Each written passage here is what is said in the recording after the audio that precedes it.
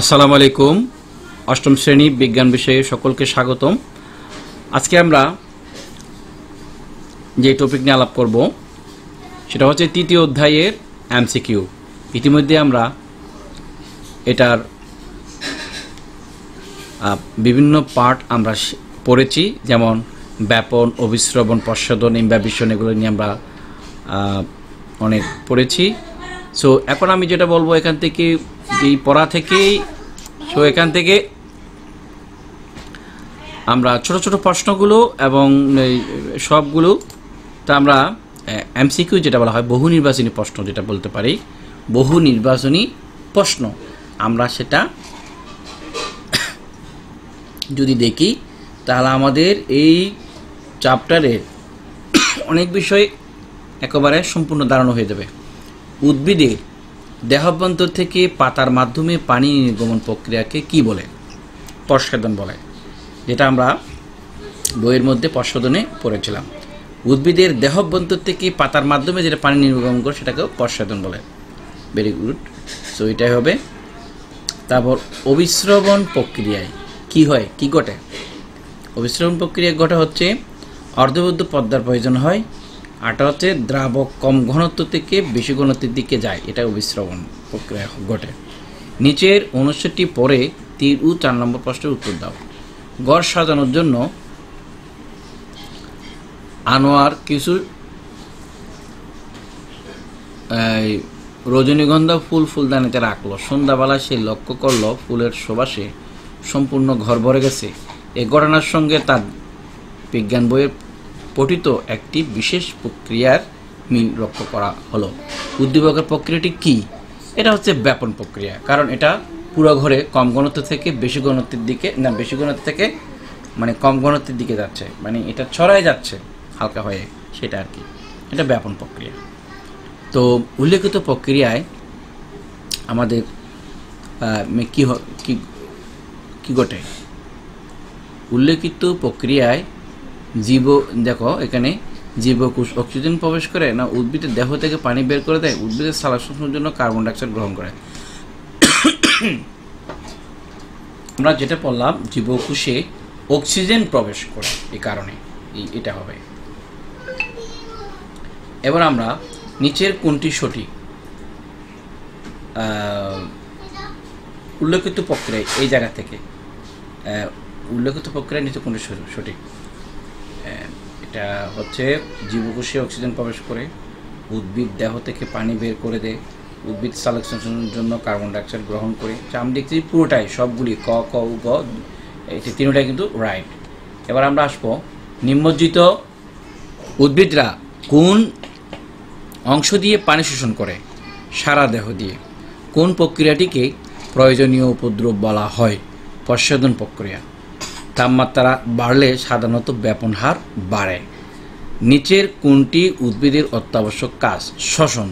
তাহলে উদ্ভিদের মূলরুম দ্বারা শোষিত পানি পাতায় পরিবাহিত হয় কোন টিস্যুর মাধ্যমে? জাইলেম টিস্যুর মাধ্যমে। আর একটু ভালো করে দেখো, জাইলেম টিস্যুর মাধ্যমে। নিচের কোনটি উদ্ভিদের অত্যাবশ্যক কাজ? এটা হচ্ছে শ্বসন।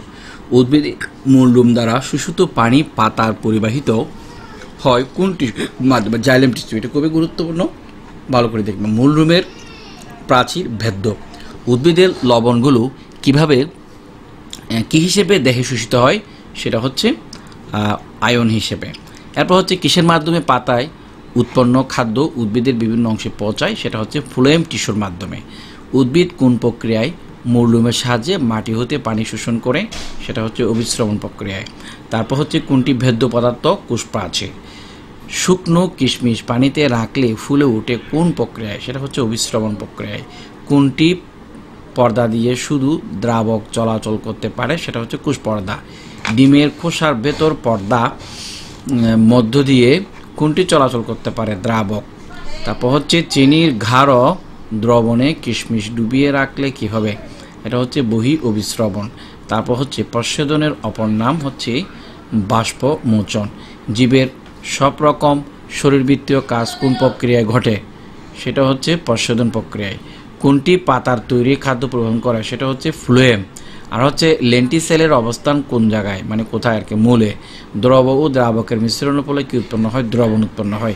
কাঁঠাল গাছে কোনটির মাধ্যমে মূল দ্বারা শোষিত পানি পাতায় যায়? সেটা হচ্ছে আসলে জাইলেম টিস্যুর মাধ্যমে। নিচে কোনটি কলয়েড ধর্মী? এটা হচ্ছে জিলেটিন। তো কিউটিনযুক্ত কোষ প্রাচীর পলিথিন। তারপর অভিস্রবণকে ব্যাপনও বলা হয়, কারণ হচ্ছে কোনটা? কারণ হচ্ছে এখানে এটা হচ্ছে ঘনত্ব সমান না হওয়া পর্যন্ত চলে, আর হচ্ছে মাধ্যমের প্রকৃতির উপর নির্ভর করে না। এটা মানে ক ও ঘ, খ ও ঘ। প্রস্রবণের প্রকারভেদের মধ্যে রয়েছে কি? এটা হচ্ছে পত্ররন্ধ্রীয় প্রস্রবণ, লেন্টিকুলার প্রস্রবণ। তারপর হচ্ছে উদ্ভিদের পরিবহন টিস্যুগুলো কি কি? একটা হচ্ছে ক ও খ ও গ। কি কি আছে তাহলে? আমরা যেখানে পাচ্ছি প্রথমত একটা হচ্ছে যে জাইলেম ঊর্ধ্বমুখী পরিবহন ঘটায়, আর ফ্লোয়েম নিম্নমুখী পরিবহন ঘটায়। ফ্লোয়েম শুধু খনিজ লবণ পরিবহন করে। এগুলা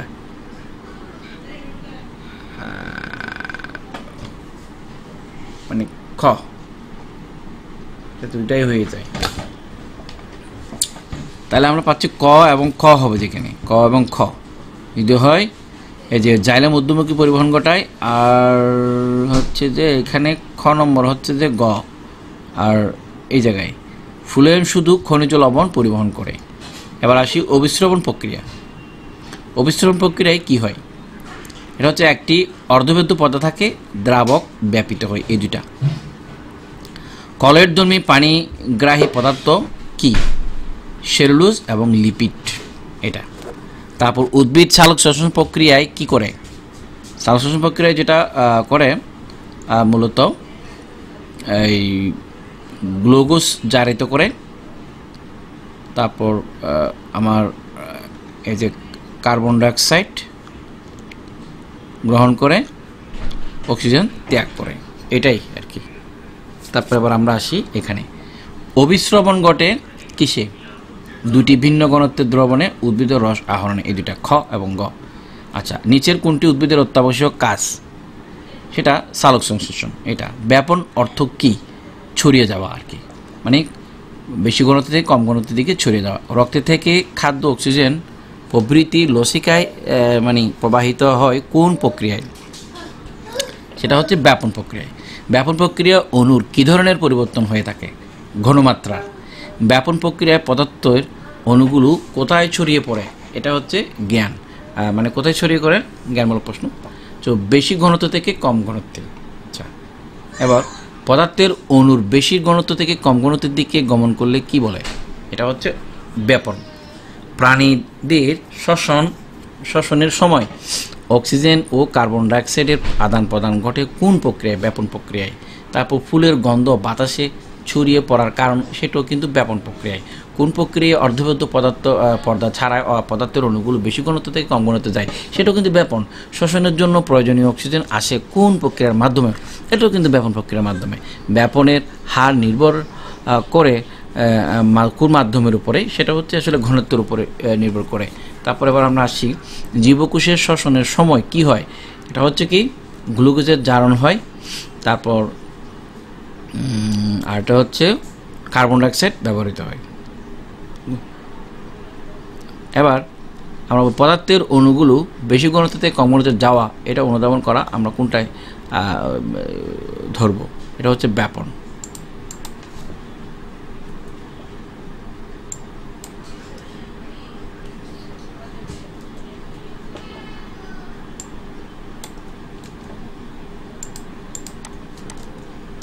তারপর এবার আসি নিচের কোনটি বললাম।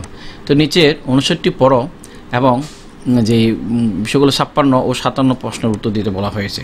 তো নৌসিন তার পড়ার ঘরে কিছু রজনীগন্ধা ফুল রাখলো, সন্ধ্যাবেলা সে লক্ষ্য করলো ফুলের সুবাস সম্পূর্ণ ঘর ভরে গেছে। অন্যদিকে আসমাদের বাসায় রাতে হাসনা হেনা ফুলের গন্ধ ভরে যায়। বিশেষ প্রক্রিয়াটি ইহা ঘটে।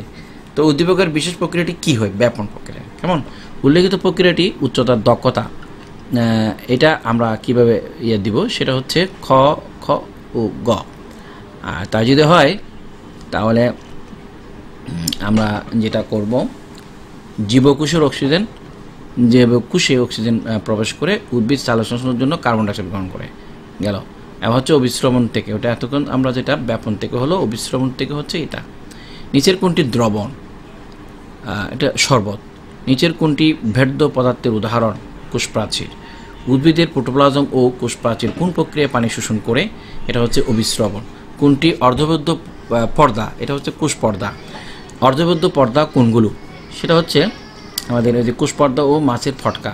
এবার আসো, দুটি ভিন্ন ঘনত্বের দ্রবণ অর্ধবদ্ধ পর্দা দ্বারা পৃথক করে থাকলে তা সেখানে কি ঘটে? এটা হচ্ছে অভিস্রবণ ঘটে। উদ্ভিদ কোন প্রক্রিয়ায় মাটি থেকে পানি শোষণ করে? এটা হচ্ছে অভিস্রবণ। মূল রোম কখন পানি শোষণ করে? সেটা হচ্ছে কোষের লবণের ঘনত্ব বেশি থাকলে। তারপর অভিস্রবণ শুধুমাত্র কোন পদার্থের ক্ষেত্রে ঘটে? এটা হচ্ছে তরল পদার্থে ঘটে। তারপর কোনটি অভিস্রবণের সময় দুটি তরলকে পৃথক করে রাখে? অর্ধবেদ্য পর্দা। অভিস্রবণে কি ধরনের ঝিল্লি ব্যবহৃত হয়? অর্ধবেদ্য। ঠিক আছে। সো এই ছিল প্রিয় শিক্ষার্থী বন্ধুরা আমাদের আজকে বহু নির্বাচনীয় প্রশ্নের একটা সমাহার। সো এটাতে তোমরা যেটা করবা, এগুলো যদি সুন্দরভাবে শিখো এবং পড়ো, তাহলে এখান থেকে অনেক কিছু তোমরা পেয়ে যাবে। প্রত্যেকটা অধ্যায়ে এভাবে প্রথমে আমাদের বহু নির্বাচনী প্রশ্ন শিখতে হবে, তারপর হচ্ছে কি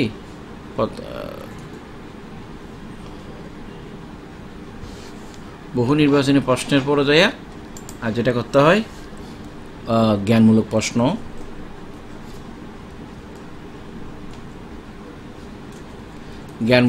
শিখতে হবে।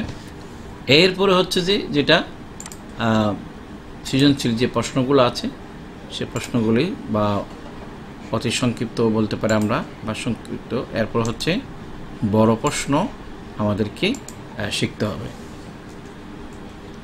তবেই তোমরা অনেক কিছু এখান থেকে জ্ঞান অর্জন করতে পারবে এই চ্যাপ্টারে।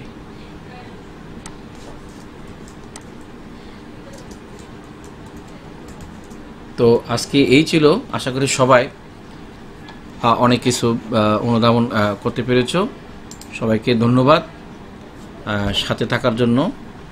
আর বিশেষ করে যেটা বলবো, ভিডিওটা না টেনে সুন্দরভাবে ধারাবাহিকভাবে তুমি যদি টেনে টেনে দেখো, আস্তে আস্তে মানে দেখো, না টেনে, তাহলে আমি আশা রাখি তুমি এখান থেকে অনেক পুরো চ্যাপ্টারের একটা ধারণা পেয়ে যাবে। প্রশ্ন শিকার মাধ্যম হচ্ছে প্রথমেই এই বহু নির্বাচনী প্রশ্নগুলি পড়বে, তারপর পড়বে কি তোমার জ্ঞানমূলক প্রশ্নগুলো বা অতি সংক্ষিপ্ত, তারপর হচ্ছে বড় প্রশ্নগুলো।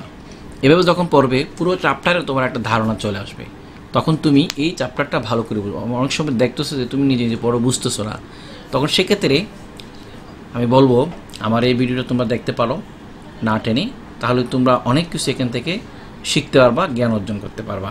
এতে করে তুমি পরীক্ষায় ভালো করবা এবং তো প্রত্যেক জীবনে তুমি কাজে লাগাতে পারবা। তো বরাবরের মতো আমি 90 ডিগ্রি লার্নিং সায়েন্টিফিক ওয়ে থেকে তোমাদেরকে আবারও স্বাগতম জানিয়ে আজকের মতো শেষ করলাম। পরবর্তী পর্বের জন্য তোমাদেরকে স্বাগতম জানাচ্ছি। ভিডিওটি ভালো লাগে থাকলে তোমাদের বন্ধুদের মধ্যে শেয়ার করে দিবা এবং সবাইকে, সকল শিক্ষার্থী যাতে সুন্দরভাবে গড়ে উঠে, সমান তালে যাতে শিক্ষা প্রচার হয়, হ্যাঁ, মেধার যাতে বিকাশ ঘটে, একটাই লক্ষ্য। তোমরাও সেটা করো, এই যে শেয়ার করে সবাইকে জানার সেই সুযোগটা করে দিবা। ধন্যবাদ সবাই, আল্লাহ হাফেজ, আসসালামু আলাইকুম।